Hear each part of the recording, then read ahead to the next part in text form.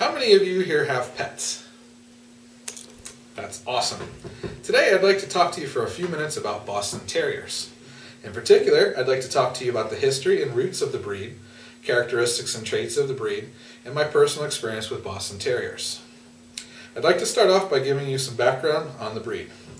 The Boston Terrier, also called the Boston Bull Terrier, originated around 1870 when Robert C. Hooper of Boston purchased a dog known as Hooper's Judge.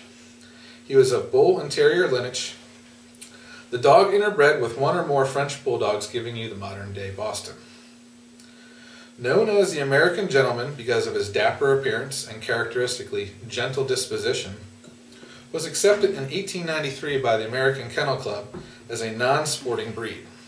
The Boston was the very first American breed recognized by the AKC. Although their original purpose was as a fighting dog, they transitioned very nicely into the family pet. Now that you know a little bit about the background of the Boston Terrier, I'd like to tell you about their physique and characteristics. Their general appearance is short hair and ears. Colors range from black to seal and brindle with white markings. They have cute, beady, bulging eyes and short snouts.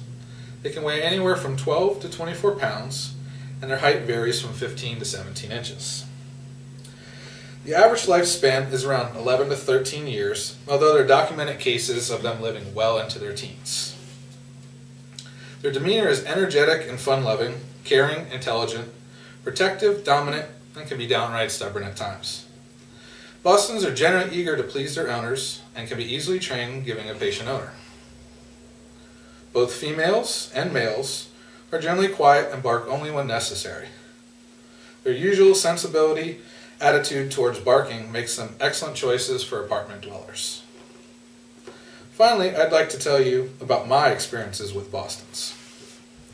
I was first introduced to Bostons in my early teens when my family purchased its first Boston Terrier, Patrick. Several more were added to the family over the years, bringing the grand total to 5. They were very much part of the family, and honestly I couldn't imagine my life without them. My wife and I got our first Boston together in August of 1996. Muggsy was a birthday present from my wife and my mother. We bonded very quickly with him. Muggsy was like our first child, and he went everywhere that we did. In 2001, my wife and I became pregnant with our son, Braden.